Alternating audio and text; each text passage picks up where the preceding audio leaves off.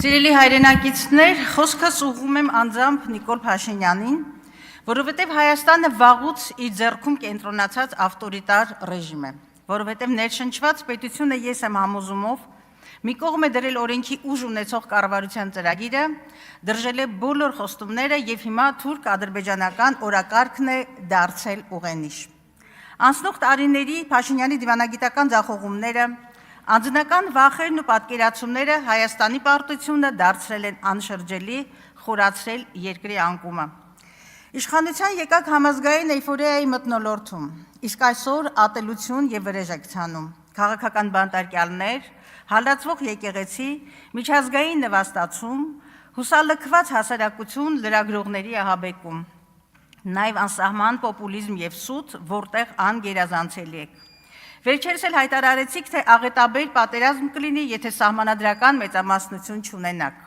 Ալիևը ձեզ է շանտաժի ենթարկում, դուք հայ ժողովրդին։ Իրականում խոստովանում եք, որ ոչ մի խաղաղություն էլ չեք բերել, տապալել եք երկրի ռազմավարական եւ դիվանագիտական կարողությունները, որդեգրել եք շարունակական զիջումների, այսինքն քաղաքական եւ քաղաքակրթական ինքնասպանության ճանապարհը։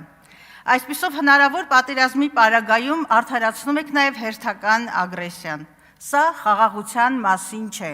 ինչպես խաղաղության մասին չեն Բաքվի դատավարությունները,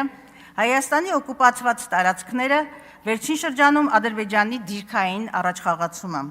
հանձնվել եւ տալ։ Սա է ձեր անվտանգային կոնցեպտը։ Սա անուն ունի՝ փուլային կապիտուլյացիա։ Իսկ անվտանգության ձեր միակ բարձիկն ու երաշխիքը ձեր օձիքին հանգրվանած Հայաստանի Հանրապետության թիթեղե մակետն է։ Արդար, կայուն եւ երկարատև խաղաղությունը ոչ թե շարունակական զիջումներով է հաստատվում, այլ ամբողջական եւ արժանապատիվ լուծումներով, ինչի կարողությունը, պարոն Փաշինյան, դուք չունեք։ Նաեւ պետության մասին ձեր պատկերացումներն են հակաօրինական եւ անառողջ։ ԿՊ նախընտրական ծրագրում հայ առաքելական եկեղեցու բարենորոգման օրակարգի հրապարակումը ինքնին հանցագործություն է սահմանադրական կարգի դեմ։ Իհարկե գալու է պատասխան տալու ժամանակը, բայց մինչ այդ հիշեք, դուք չունեք եկեղեցի բարենորոգելու որևէ լիազորություն, նաև չեք վաստակել սեփական արժեքները պարտադրելու բարոյական իրավունքը։ Ձեզ անհնար է հավատալ, որովհետև անգամ դուք եք խճճվում ձեր ստերի եւ շարունակ փոփոխվող տեսակետների մեջ։ Օրեր առաջ հայտարարում էիք, թե թրիփը մշուշի մեջ է, երեք այս ամբիոնից այն մատուցեցիք որպես կայացած պատմական իրողություն։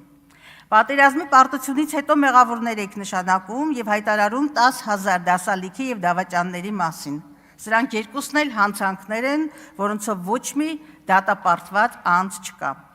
ԵՄ ամբիոնից հայտարարում եք, թե եկեղեցին ՀՀ անկախության դեմ հիբրիդային պայքարի հենակետ է։ Սա եւս անպատասխանատու հայտարարություն է։ Մի ամբողջ ազգային ինստիտուտ դեմոնիզացնել հանուն սեփական աթոռի։ Ելակը դարձրել էիք բանակաշինության ցուցիչ եւ նաեւ կերտել քարոշական հերթական փուչիկը։ Ձեր նախկին թիմակիցը օրերս բանակի մասին իրական թվեր հրապարակեց, ինչը ես չեմ կրկնի, ամեն օր առերեսվում ենք բանակի ողբերգական լուրերին, իսկ հանձնաժողովի նախագահն էլ բանակը պիտակավորեց որպես թերուսների վայր։ Սա արժեքային եւ բարոյական գահավիժում է։ Ափսոս էր մեր բանակը։ Դուք փակեցիք մշակույթի նախարարությունը, որովհետև մշակութային քաղաքականության մասին ձեր պատկերացումները մակերեսային են եւ ոչ պրոֆեսիոնալ։ Միլիոններ արժեցող լոպեսներն ու Սնուպդոգերը դեռ մշակույթ չեն, ոչ էլ հոգևոր սնունդ։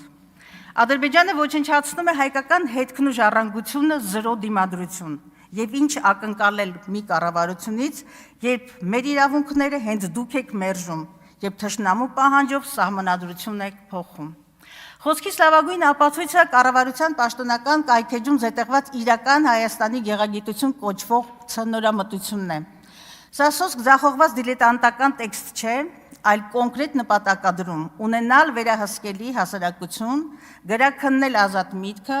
ձևավորել փաշինյանական ինքնություն, որը պարտվածի հոգեբանական կոնստրուկտ է, որտեղ չունեն պատմական Հայաստանը, մեր սիմվոլները, Երրորդ հանրապետության ծննդականը, անկախության հռչակագիրը,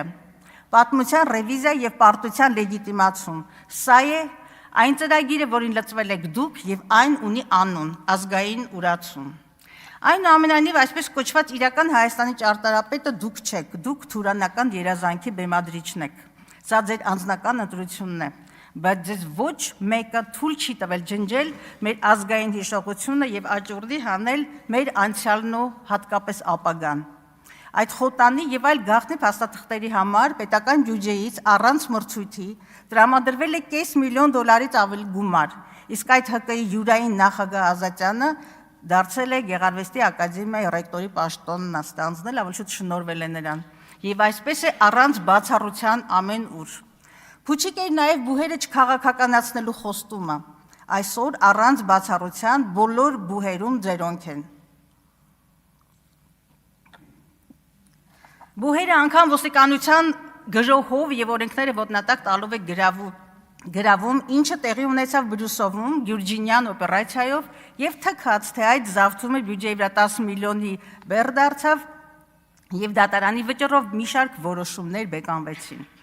300 դպրոց եւ 500 մանկապարտեզ քարոզչական փուչիկը շատ վաղուց պայթել է, կառուցվել եւ հիմնանորոգվել են ընդամենը 102-ը եւ առհասարակ ԿԳՄՍ ոլորտի կապիտալ ծախսերի կատարողականը 40%-ի շրջանակում է, ինչը նշանակում է 60% չիրականացված խոստումներ։ Հիշեցնեմ, Արցախում թշնամուն են թողնվել 237 դպրոց եւ Ամարասը, հայոց առաջին դպրոցը,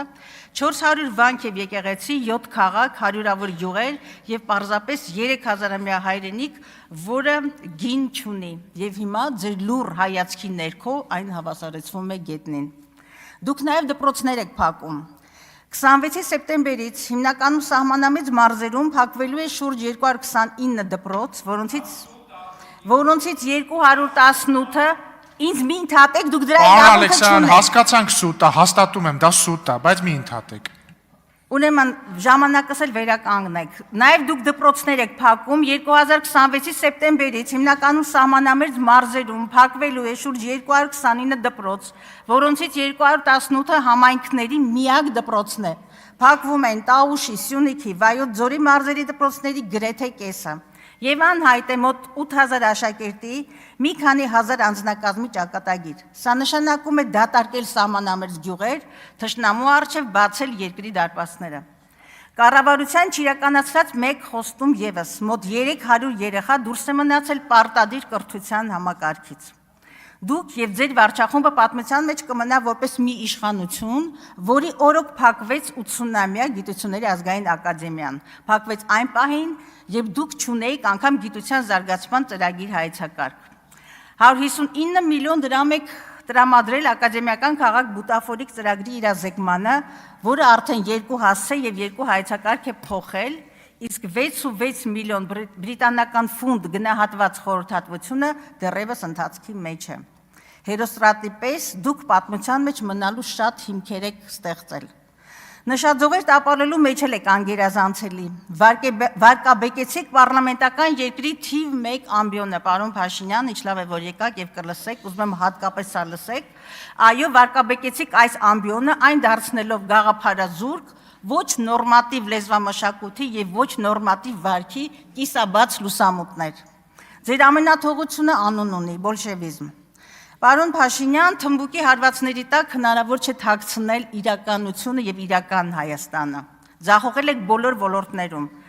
Սա բացահայտում է նաեւ մի շարք միջազգային ինդեքսներ, այսպես Հայաստանը հիբրիդային վարչակարգերի եւ մասամբ ազատ երկրների շարքում 55-րդ հորիզոնականից իջել է 54-ի։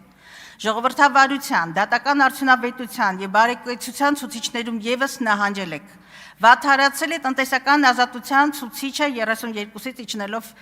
58-ի։ Նվազել է կոռուպցիայի ընկալման համատիվը։ Հայաստանը ԵԽ երկրների մեջ նույնիսկ միջին հորիզոնականներում չէ։ Սա ինչ է նշանակում։ Կոռուպցիայի դեմ պայքարում եւ առհասարակ իրական համակարգային առաջընթաց երկրում գոյություն չունի։ Եվ ամենակարևորը, սիրելի հայրենակիցներ, այո, պատկերը հուսադրող չէ եւ ընդհակառակը հուսահատեցնող է եւ աղետալի, մղձավանջային կասեի, ժամանակը լիներ կարելի այս ցանկը շարունակել, բայց կա իսկական ճանապարհ՝ մերժել այս իշխանություններին եւ վերականգնել սահմանադրական կարգը, ազգային արժանապատվությունն ու պետական ուղեգիծը, եւ այդ օրը հունիսի 7-ին է։ Միասին վստահ եմ, միասին մենք կարող ենք։